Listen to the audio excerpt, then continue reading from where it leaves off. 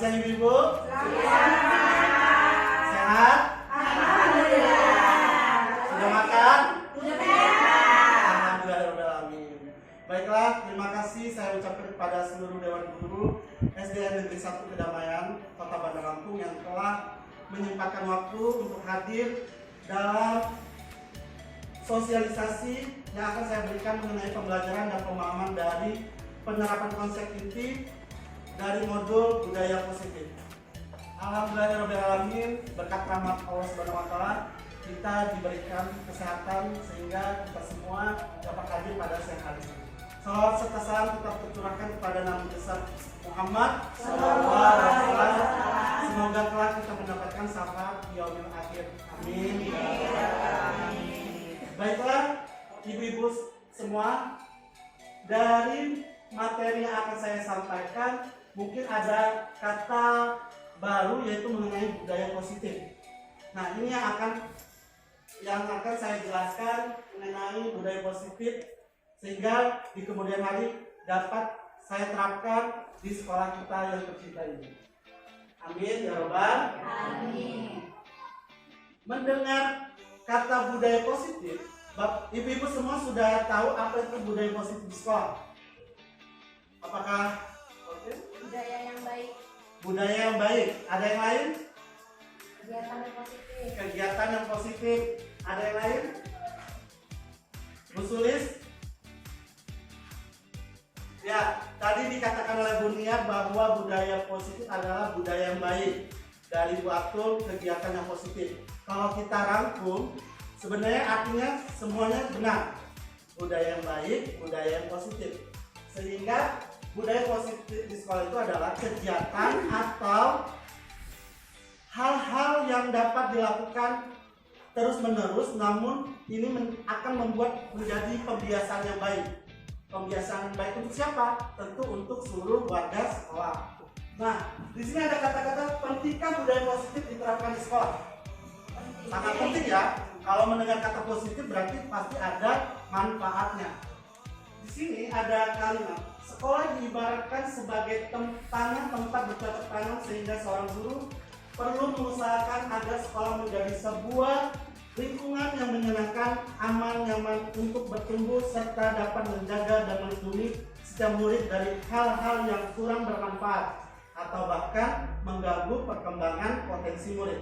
Kalau saya setuju dengan kalimat yang ada di dalam layar ini, bahwa sekolah itu diibaratkan sebagai tanah tempat bercocok tanam. Artinya apa? Tanaman ini diibaratkan adalah seorang murid atau siswa.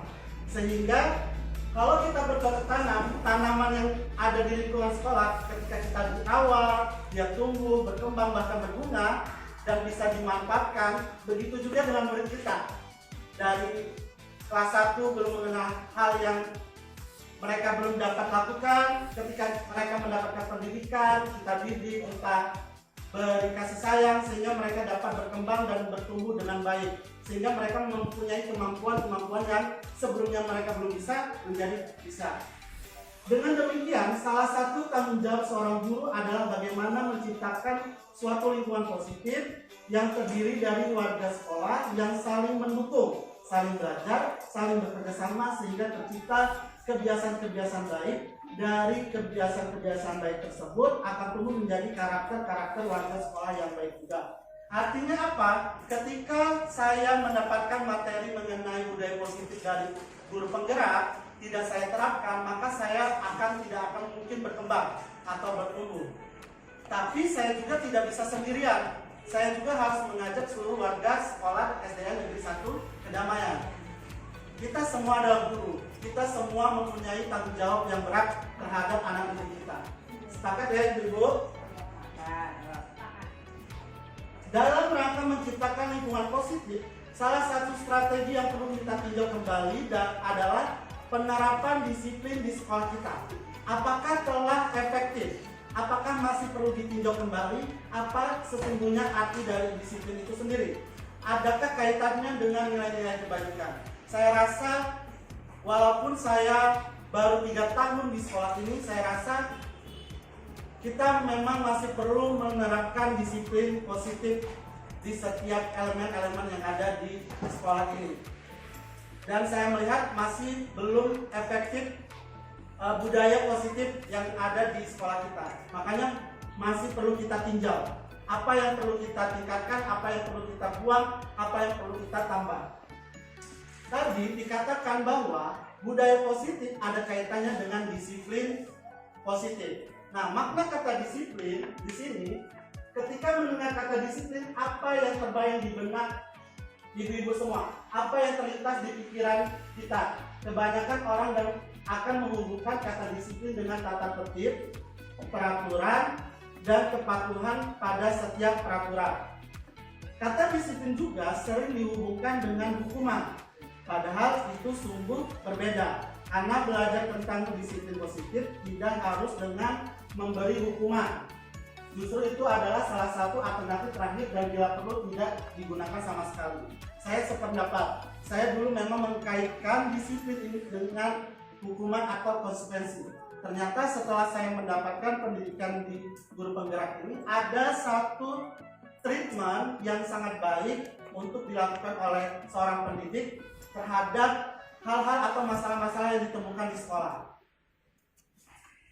Baik ibu-ibu, dapat kita simpulkan dari kata disiplin tadi bahwa seseorang yang memiliki disiplin diri berarti mereka yang bisa bertanggung jawab terhadap apa yang dilakukannya, karena mereka mendasarkan tindakan mereka pada nilai-nilai kebajikan universal. Nah, nanti ada kaitannya nilai-nilai kebajikan universal ini dengan disiplin. Nanti akan dijelaskan di slide berikutnya.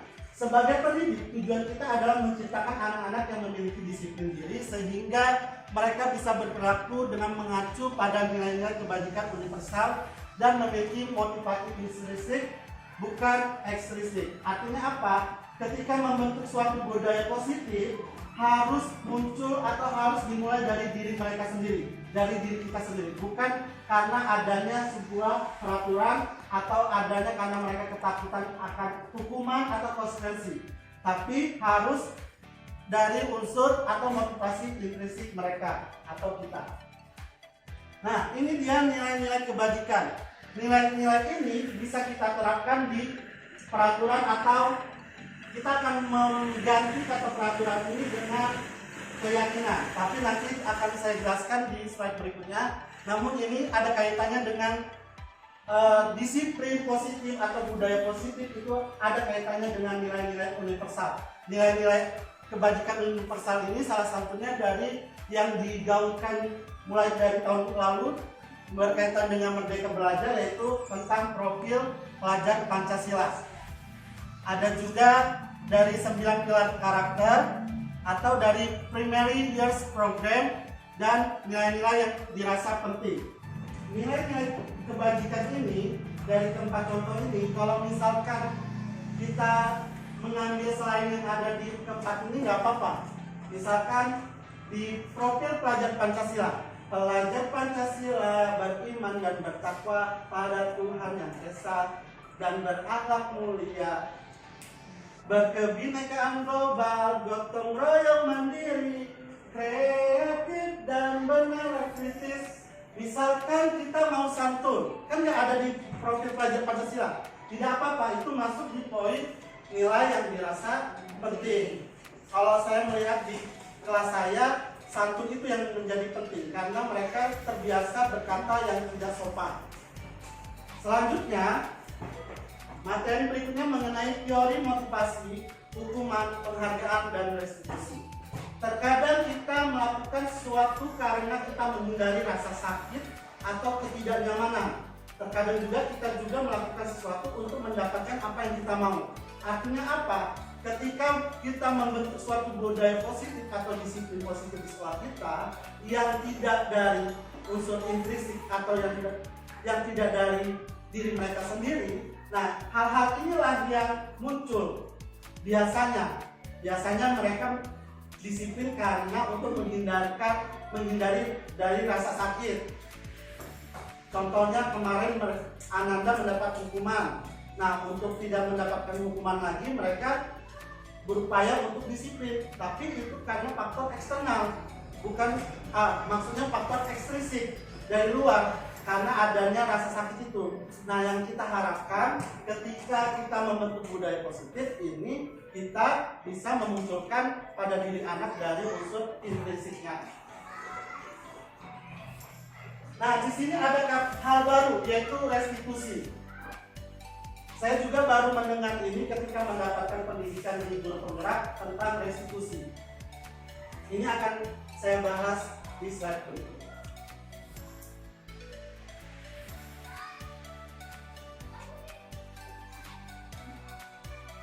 Baiklah, ibu-ibu semua, menurut Dian Gosen dikatakan bahwa 3 motivasi perilaku manusia atau 3 motivasi perilaku yang mendorong siswa itu melakukan sesuatu. Yang pertama, untuk menghindari ketidaknyamanan atau hukuman. Yang kedua, untuk mendapatkan imbalan atau penghargaan dari orang lain. Yang ketiga, untuk menjadi orang yang mereka inginkan dan menghargai diri sendiri dengan nilai-nilai yang mereka percaya. Nah, dari ketiga motivasi ini, motivasi yang ketiga inilah yang terbaik karena muncul dari dalam diri mereka, bukan karena ada menghindari hukuman atau karena mendapatkan penghargaan. Nah, penghargaan ini ternyata bisa membentuk budaya positif yang tidak efektif. Nanti akan dibahas di slide berikutnya.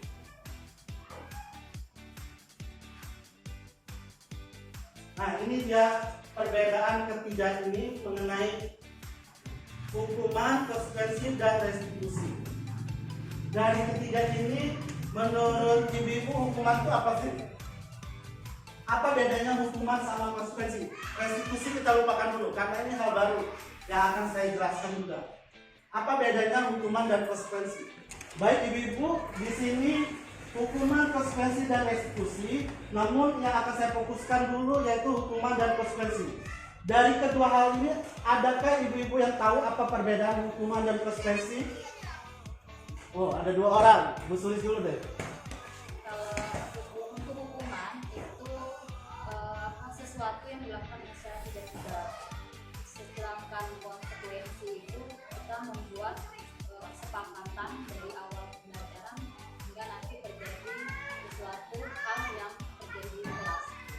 Baik, pertama untuk Bu Sulis. Terima kasih Bu Sulis. Tadi benar yang dikatakan oleh Bu Sulis mengenai hukuman, perbedaan hukuman dan konsekuensi. Hukuman itu adalah tindakan yang dilakukan secara tiba-tiba, belum adanya kesepakatan. Namun kalau konsekuensi, benar yang dikatakan Bu Sulis tadi adalah adanya kesepakatan terlebih dahulu untuk membentuk disiplin anak.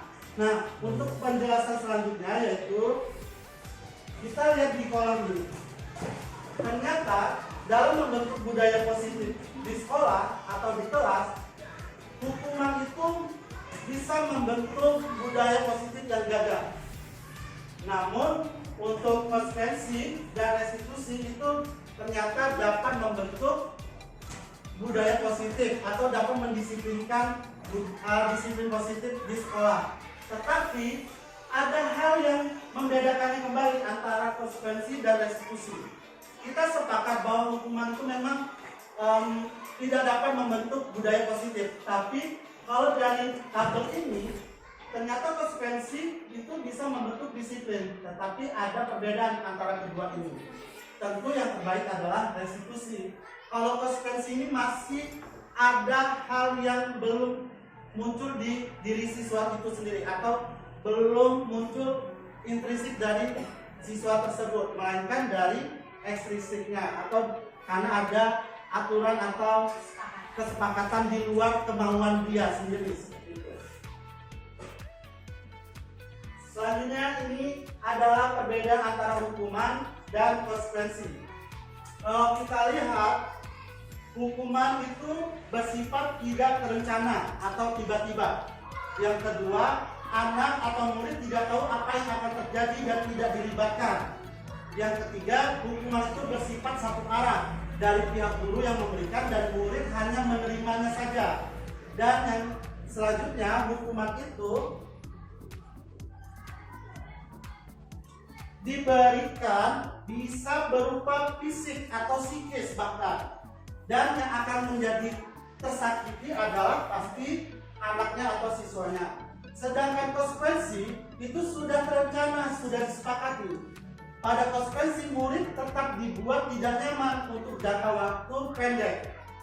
Dan yang ketiga, konsekuensi biasanya diberikan berdasarkan suatu data yang umumnya dapat diukur. Misalkan kalau terlambat nanti apa yang harus diterima oleh siswa tersebut itu bisa diukur. Kemudian sikap guru di sini senantiasa hanya memonitor muridnya.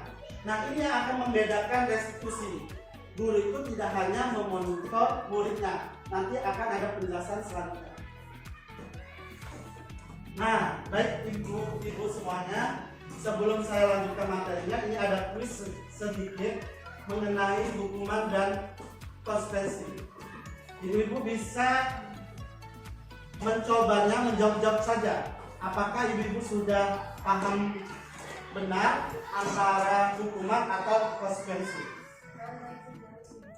Ya, sabar ya.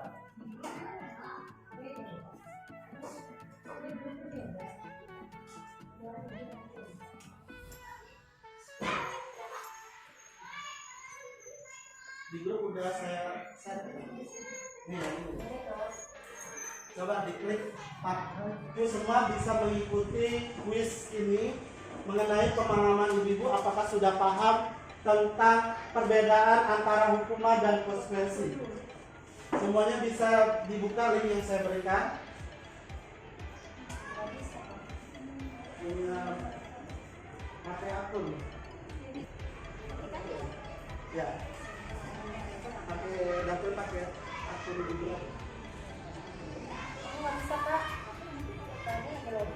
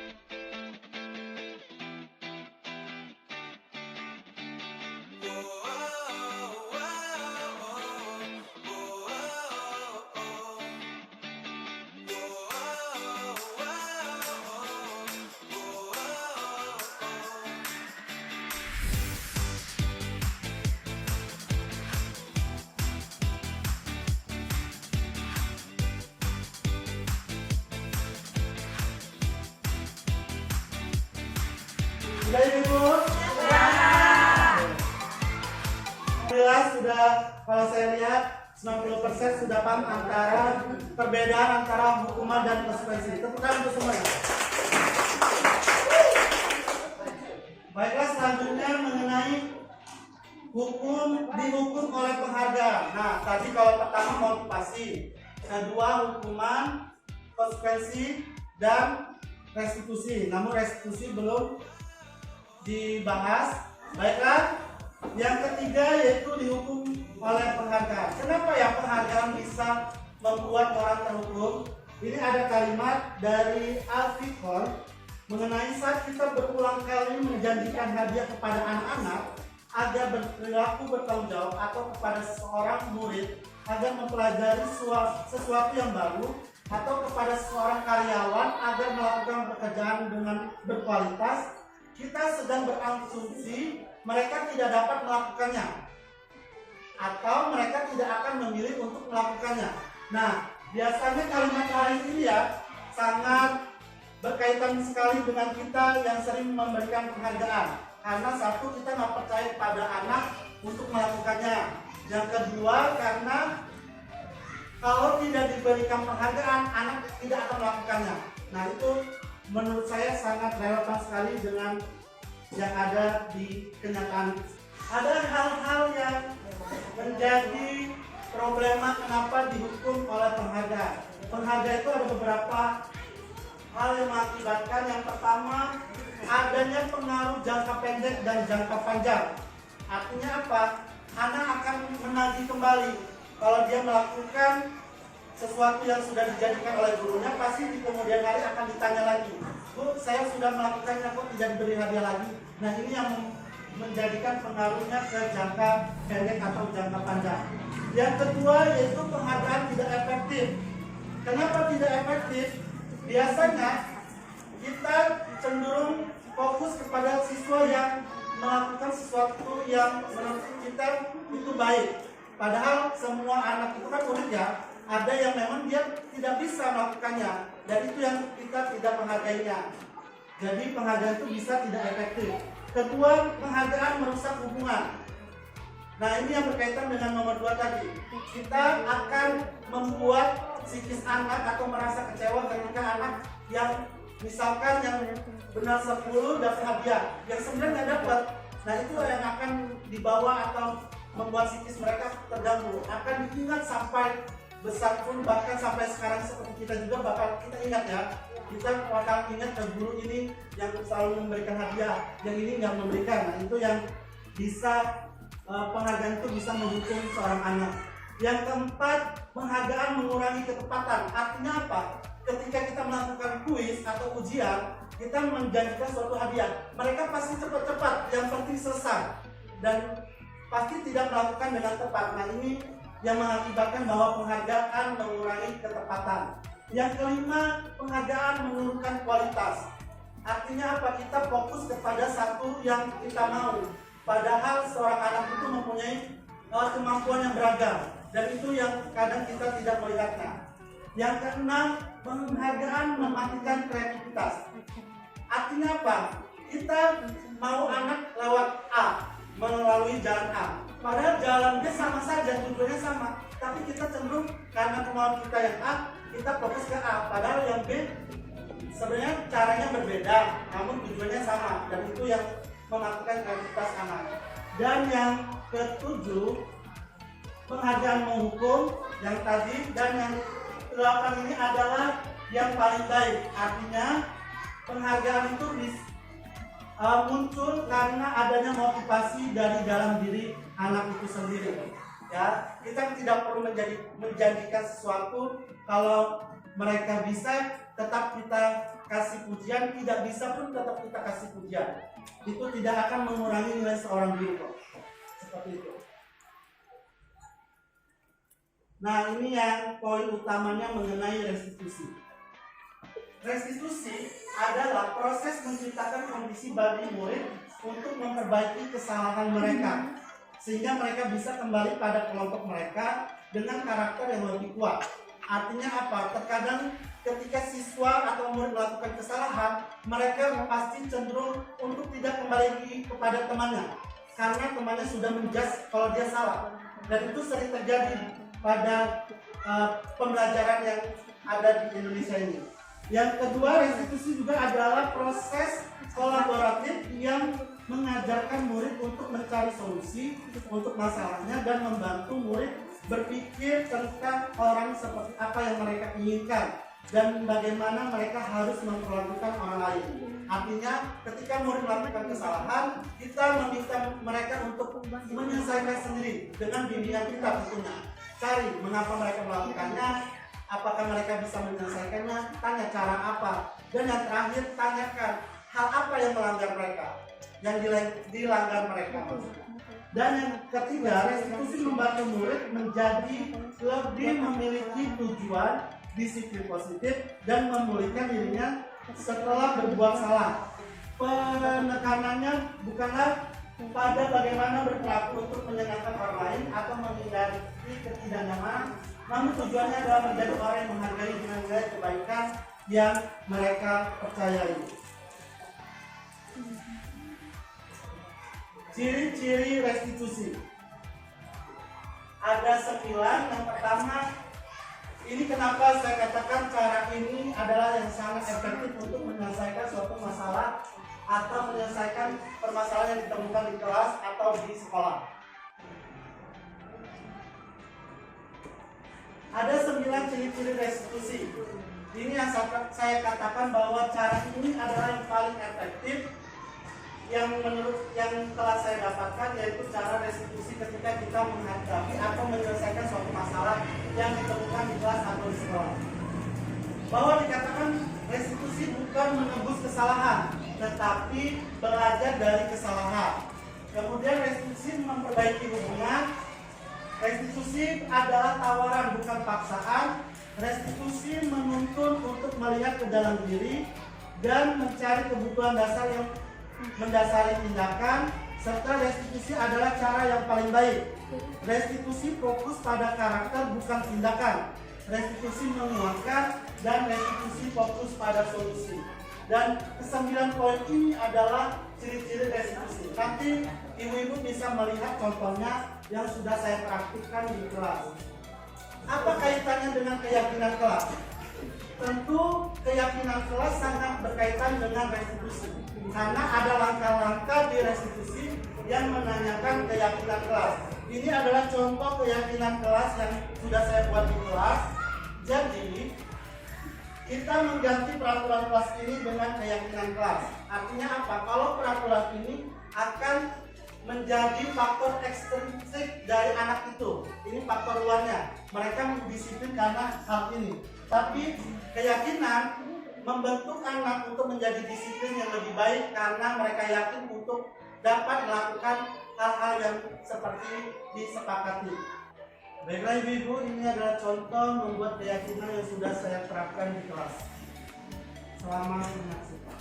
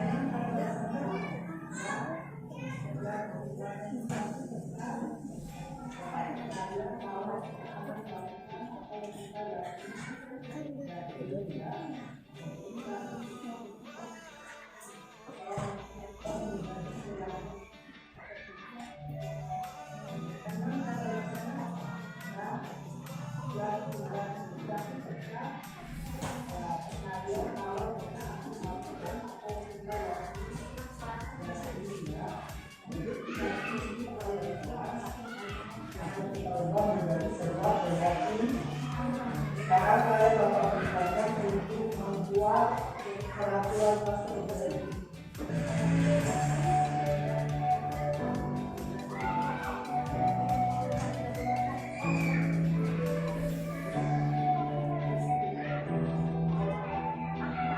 Baiklah, posisinya seperti ini.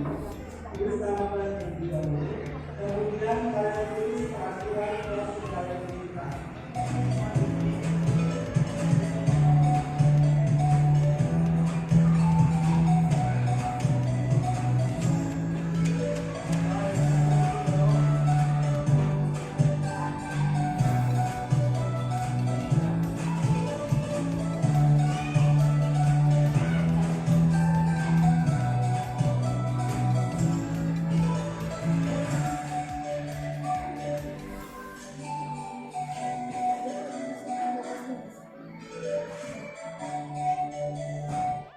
Sudah semua? Sekarang waktunya kalian sudah dikatakan di papan tulis yang ditulis. Kalian paham? Wah.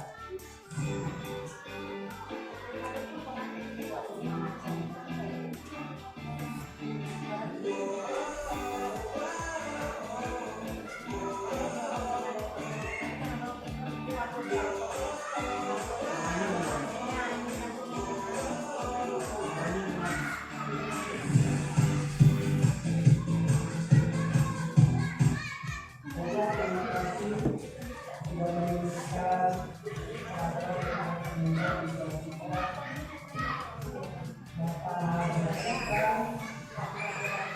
yang pertama tidak bersih, tidak menyenangkan dan mencol. Kemudian masuk tidak berasa,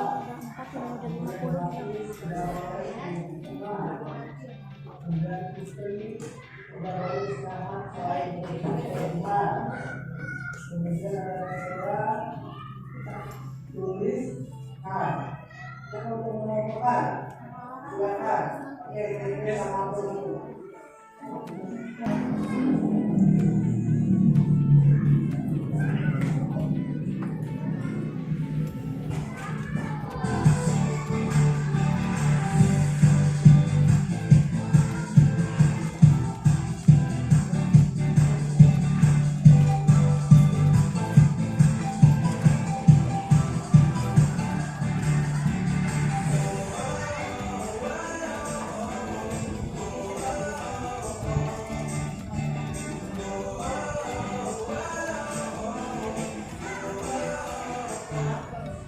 Karena tadi sudah saya laporkan ternyata ada dua pemilih. 1, 2. Nah, tadi ketika siswa sudah menuliskan peraturan kelas yang mereka inginkan, kemudian guru mengelompokkannya menjadi kelompok. Apa yang belum tidak boleh berdiri.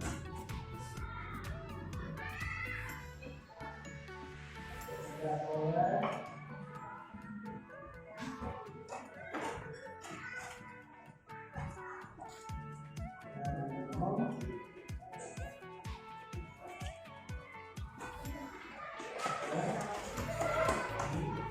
kata blok yang ada 5 kelompok yang didapatkan 5 kategori.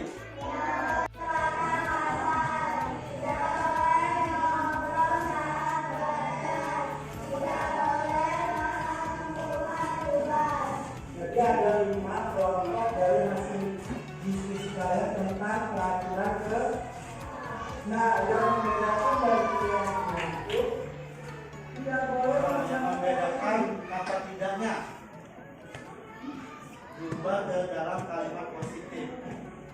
Tidak itu negatif atau positif? Tidak itu negatif.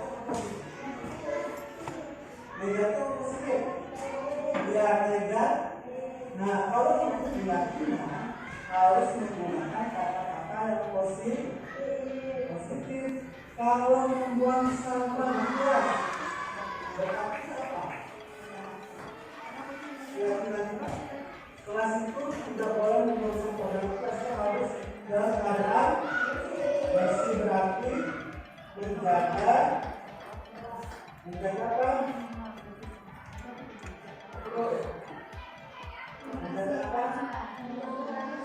Ya, menjaga. Berkata kasar.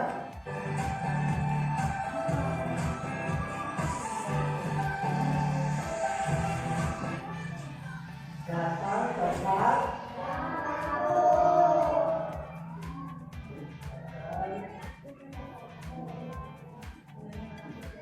Tulis.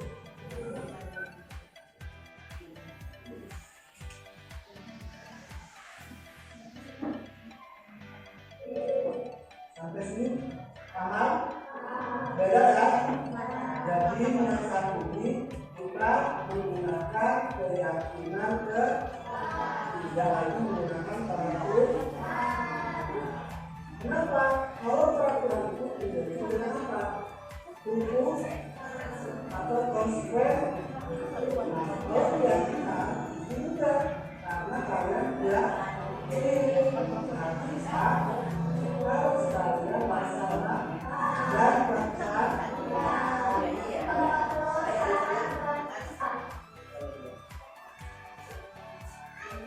Demikianlah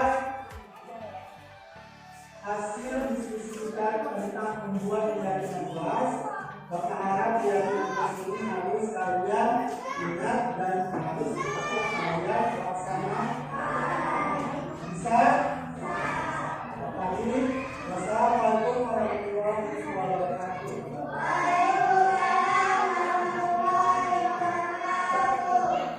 Asal dibuat siswa menghias keyakinan kelas.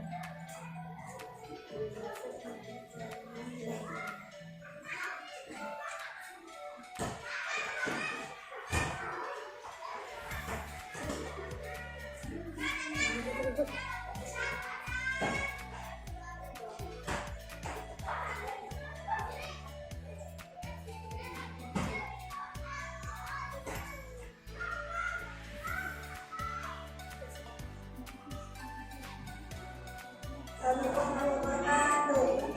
Nama saya Muhammad.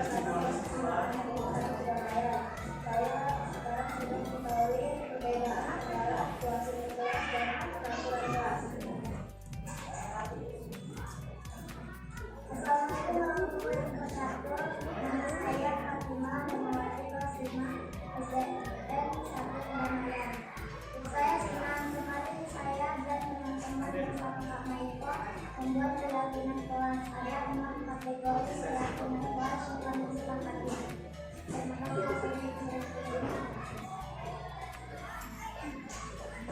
Assalamualaikum warahmatullahi wabarakatuh. Nama saya Putri Indonesia, kelas 5A SD Kesulitan. Kemarin satu sekali saya dan teman-teman diberikan terkait dengan kelas dengan kesulitan dan kategori itu membuat keyakinan kelas. Semoga kami selalu memiliki keyakinan kelas. Assalamualaikum warahmatullahi wabarakatuh.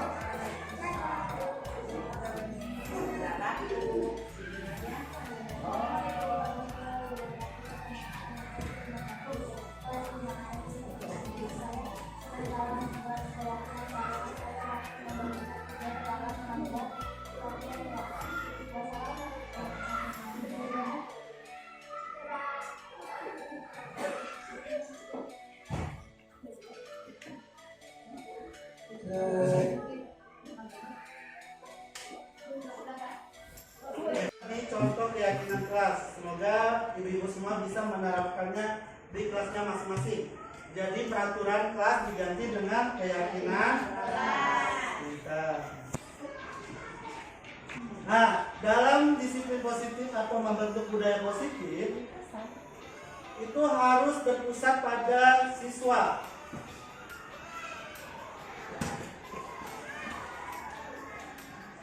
Berpusat pada siswa yang dikembangkan oleh Dian Gosen dengan pendekatan restitusi. Disebutkan bahwa ada 5 kebutuhan dasar manusia. Jadi kenapa siswa itu melakukan kesalahan? Karena kebutuhan ini tidak dipenuhinya. Ada 1, bertahan hidup. Artinya ketika dia diganggu temannya, dia menahan bertahan diri untuk melawan. Artinya terjadilah permasalahan. Kedua, karena kurangnya kasih sayang dan rasa diterima. Kemudian kurangnya adanya kebebasan. Kemudian kebutuhan berikutnya itu kesenangan karena dia senang melakukan hal itu. Dan yang terakhir adalah kebutuhan penguasaan untuk bertahan, membela diri maksudnya. Kemudian Dr. William Kessler, dosen juga berkesimpulan bahwa ada 5 posisi kontrol yang harus ditetapkan atau yang harus diterapkan oleh guru dan orang tua. Maksudnya bukan yang harus. Ada 5 posisi kontrol yang sering dilakukan oleh orang tua maupun guru, yaitu sebagai penghukum.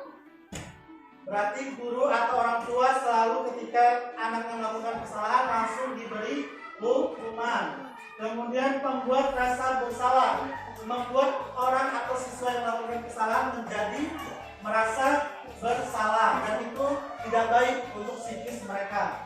Kemudian biasanya orang tua juga atau guru memposisikan diri sebagai teman, sehingga akhirnya tidak ada siswa untuk menjaga jarak gitu antara memposisikan ini guru karena menganggap teman, jadi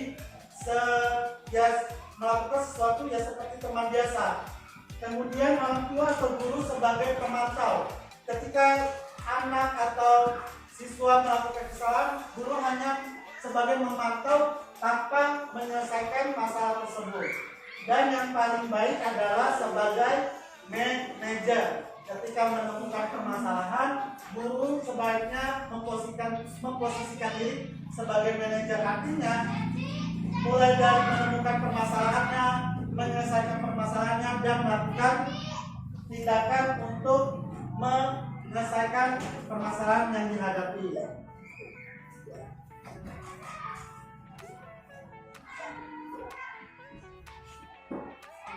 Ini adalah langkah-langkah slide terakhir, yaitu mengenai langkah-langkah restitusi. Yang pertama, menstabilkan identitas. Yang kedua, validasi tindakan yang salah. Dan yang ketiga, menanyakan keyakinan. Artinya apa menstabilkan identitas? Guru melakukan ketika menemukan permasalahan terhadap siswanya dipanggil, kemudian melakukan tahap pertama, yaitu menstabilkan identitas, menanyakan terlebih dahulu, tidak apa-apa nak, melakukan kesalahan itu hal biasa, manusia tidak ada yang sempurna. Guru juga pernah melakukan kesalahan, namun yang menjadi permasalahannya adalah jangan melakukan kesalahan yang sama. Itu contohnya menstabilkan identitas. Yang kedua yaitu validasi tindakan yang salah. Kita memvalidasi hal apa yang dilakukan mereka, hal apa yang mereka lakukan, atau kesalahan apa yang mereka lakukan. Tanyakan, misalkan tidak mengumpulkan tugas. Jadi pastikan siswa tersebut meyakini atau mengatakan dengan sejujurnya dan sesuai dengan apa yang ia lakukan, tanpa adanya masukan atau tambahan atau masukan dari guru. Dan yang ketiga yaitu menanyakan keyakinan. Itu menanyakan keyakinan. Ketika dua tahap ini sudah dilakukan, berarti tahap terakhir guru menanyakan keyakinan mana yang siswa tersebut langgar. Contohnya, ketika siswa melakukan kesalahan membuang sampah sembarangan, berarti keyakinan kelas yang dia langgar yaitu menjaga kebersihan. Jadi diharapkan siswa itu mengatakan bahwa saya melanggar keyakinan kelas menjaga kebersihan. Dan ini adalah contoh yang saya lakukan dalam menerapkan restitusi.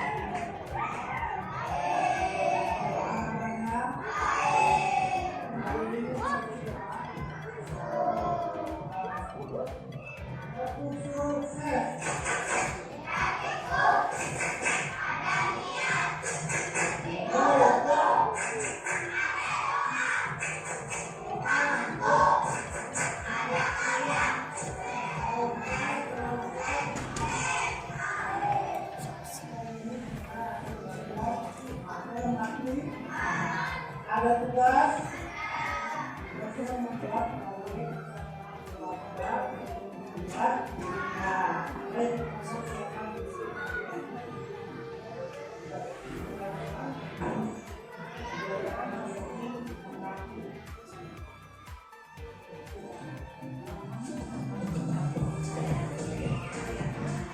Abul tidak membuka tugas.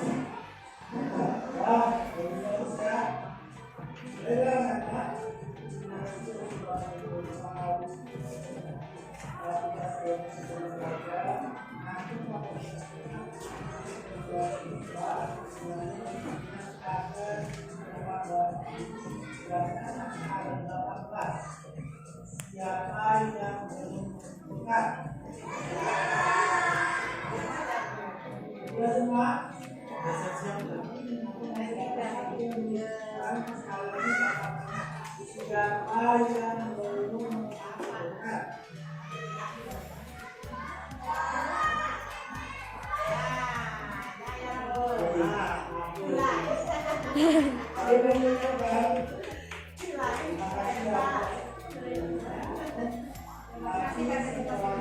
Nah, dulu melakukan coba kesepakatan kalau siswa melakukan kesepakatan.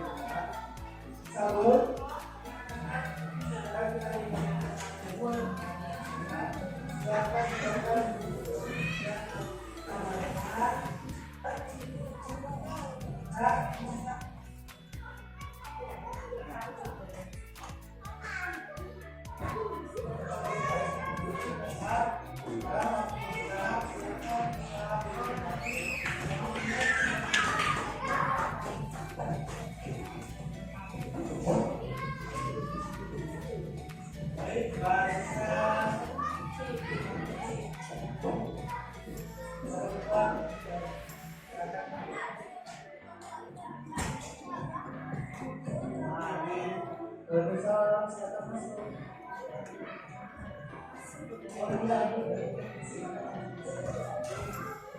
Jika istirahat, siswa yang melakukan kesalahan menghiburnya. Dan ini menstabilkan identitas.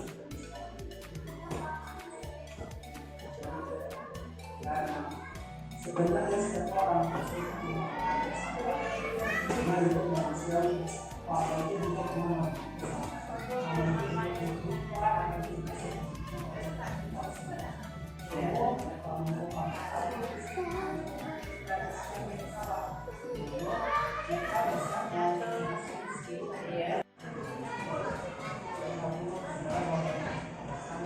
tahapan validasi tindakan yang salah.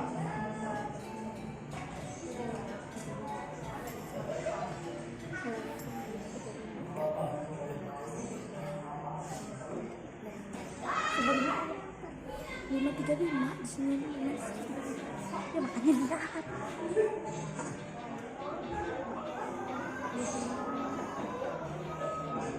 Kira-kira tidak mempunyai sesuai dengan keyakinan pasti.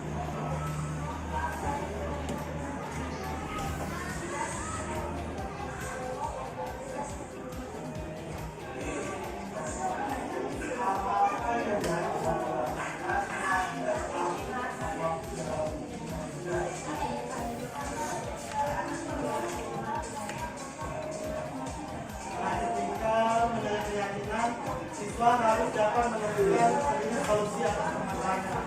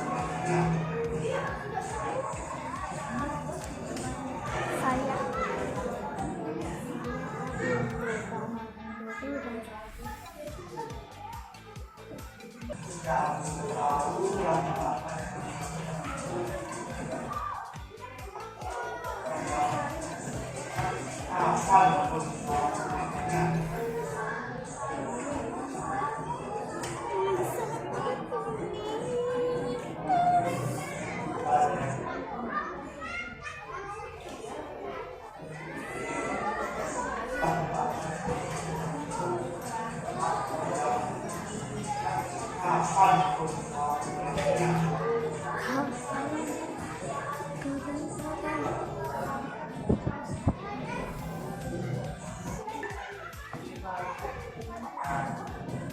kasih ya. Karena hasil mulai satu sisi akan dilakukan menggunakan besi. Karena hasil mulai satu sisi akan dilakukan menggunakan besi.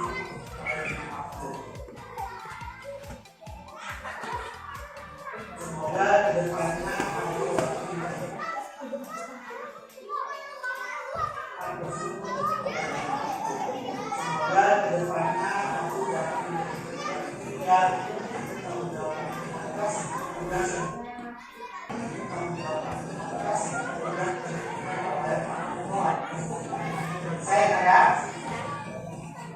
silakan aku usahakan letakkan musiknya di kapal.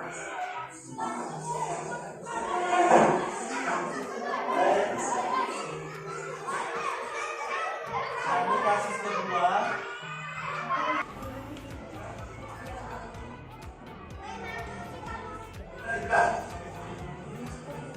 Oke, nanti suara sekolah Bapak ya.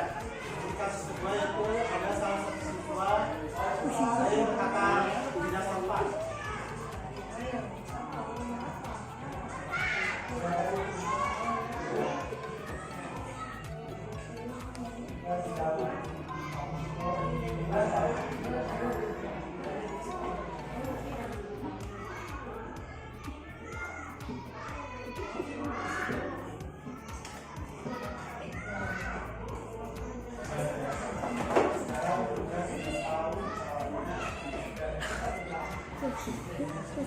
Tadi sini mau tiga dulu.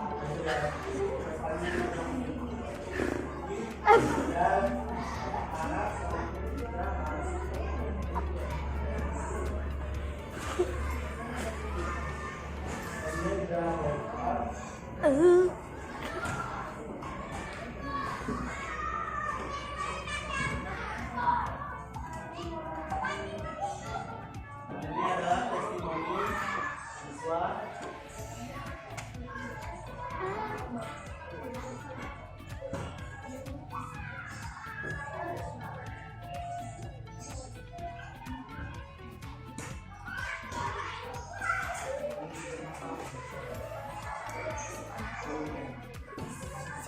Jadi siapa sih?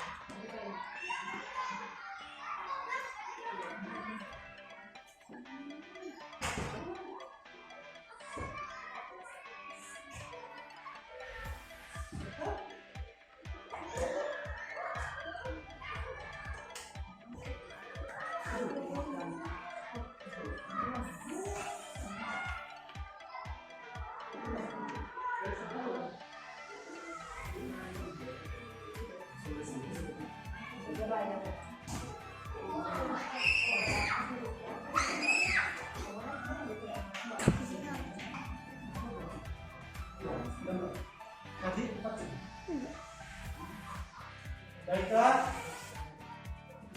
tadi kita sudah melihat atau menonton tentang penyelesaian masalah dengan menggunakan strategi restitusi.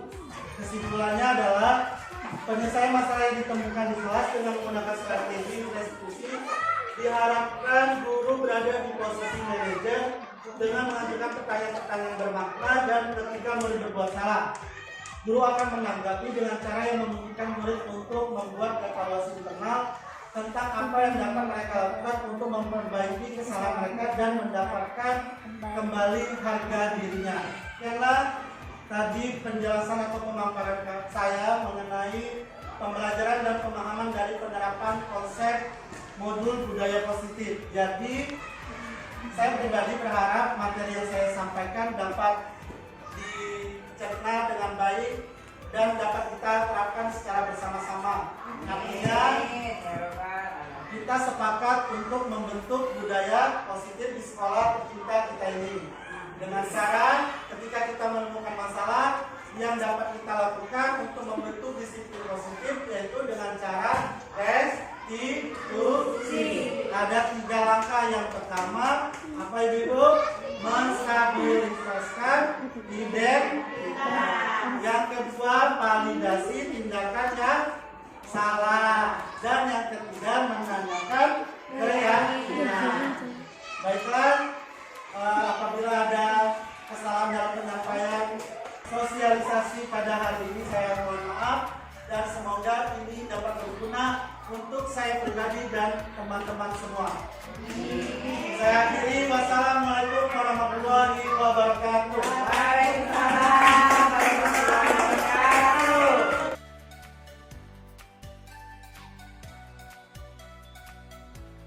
Assalamualaikum warahmatullahi wabarakatuh.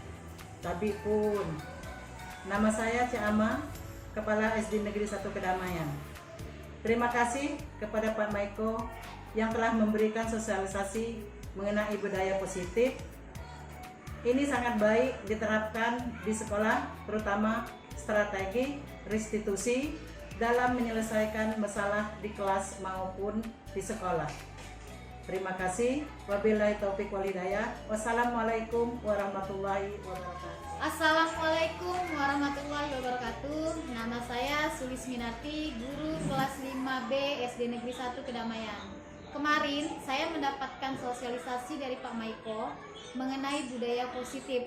Ada beberapa hal yang saya dapatkan, seperti sebuah penghargaan yang diberikan kepada siswa ternyata merupakan hal yang tidak tepat untuk membentuk sebuah budaya positif sekolah.